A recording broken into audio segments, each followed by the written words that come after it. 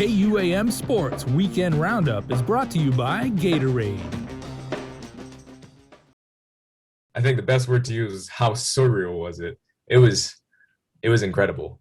Like everything kind of building up to this point was I mean, it all just felt like training, you know what I mean? Training for something greater. But in that moment, like walking into that stadium, like seeing all these teams, hearing the music blasting, hearing the announcers over it, like it was unbelievable. Jagger says there were so many emotions on competition day, he spent the entire morning and afternoon thinking about his event. Stevens says he had to not think about the race just to calm down properly. I was super satisfied with the time that I did because we've had a super rough year in terms of training. Guam pools have been being shut down because of COVID. It's been really hard to get those consistent practices in. I am very, very satisfied with my performance at the Olympics.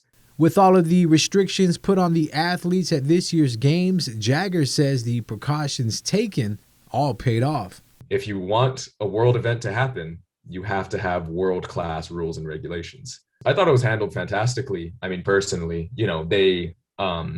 we had this thing called an athlete playbook, which was like, God, how many pages was it? I think we eventually hit like well over 40 pages of it, and it just outlined, what you can do, what you can't do, what's the protocol, how you get in the village, how you get out of the village, what's all these processes, apps you got to download, like your health that you need to register. They truly, truly, truly did everything that they possibly could to make the games as safe as possible for both the athletes and the people of Japan. And like it really is hard to complain because they did a fantastic job, all things considered. I mean, I believe Japan is in their third or fourth state of emergency, and these are the kind of precautions that you have to take place like when you're in that kind of situation. Being an Olympic athlete has its perks. Athletes at the Tokyo Games will be going home with some fresh gear and technology. It's gonna sound obnoxious if I list off all the things that we were able to get, but yeah, we had sponsors, of course. Like we were like Team Guam was sponsored by like Adidas and even Arena, which is a swimming brand. So we got some gear from them, but also just for the athletes in general, we had some really cool stuff to get. Like we got a Galaxy S21 phone, which is like unbelievable, honestly. Like I've never gotten a free phone in my life. Latest and greatest. It's an Olympic edition. That's incredible. We also got some Galaxy earphones with it that I also imagine are top of the line. We also got some shoes and stuff, and I was really stressing out the day before we left because I was like, I have a lot more things that I need to pack.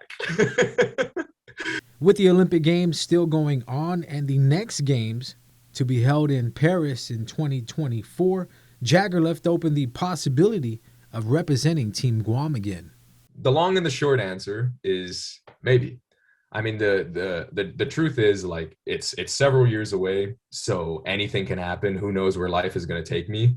But on a very real note, like I'm 23 years old, like I've entered the adult world, and realistically, it's very, very hard to maintain that level of intensity and training while also maintaining like even the most like part-time of jobs.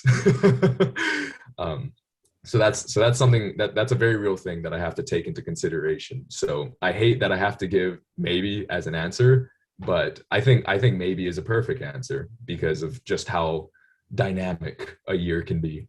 Trench Challenge is back. Guam's obstacle course race for adults and Trench Kids, an obstacle course race for children ages 4 to 13, will take place at the Guam International Raceway in Jigo on August 14th and 15th. To abide by the current restrictions, the event has been split into 2 days with staggered start times and limited participants. For Trench Challenge, there are 5 different categories to choose from this year: competitive OCR WC qualifier elite division, competitive 3-person challenge, recreational division, Special Olympics charity run, and uproar fitness competition. Trench Kids has 5 different age divisions to choose from: 4 to 5, 6 to 7, 8 to 9, 10 to 11, and 12 to 13-year-old sprint. The top 3 boy and top 3 girl finishers in each division will be awarded Packet pickup is scheduled for Thursday, August 12th and Friday, August 13th from 11 in the morning to 7 p.m. For more information, find Trench Events on Facebook and Instagram. Visit trenchevents.com or email info@trenchevents.com. Turning over to some basketball, 14 under U from the KFC Youth Circuit. Imperials taking on the Agana Heights Heat. Agana Heights controlled the boards and picked up some easy scores inside the paint off some putbacks. Nijo Navarro led the way for the Imperials with 8 points. The Heat led 19-15 in the third quarter. Imperials with some costly turnovers late in the game as the Heat were able to extend their lead with takes to the basket. Up 21-15 heading into the fourth quarter, James Serio hits the tough shot. He finished with 4 points for the Imperials. Agana Heights player Joseph answers with the bank shot the other way. The Heat win 29-23.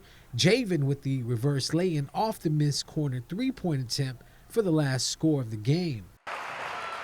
In other news, what started as a very wet and raining morning transpired into a wonderful overcast but dry afternoon at the Guam International Raceway's Oval Track, which hosted round 3 of the Pro Line Drifting Championships. For this round was a tricky figure 8 layout that presented 5 total clipping points.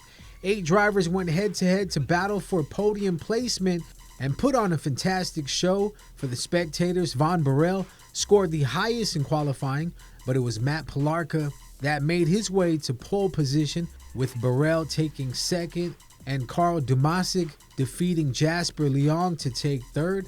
Round 3 of the Pro Line Drifting Championships were brought to you by Upshift and the Kang Tires. Is presented by Napa Auto Parts. Valvoline, with special thanks to Fastenal, Hoffaday Signs, and Jones Media. KUAM Sports Weekend Roundup is brought to you by Gatorade.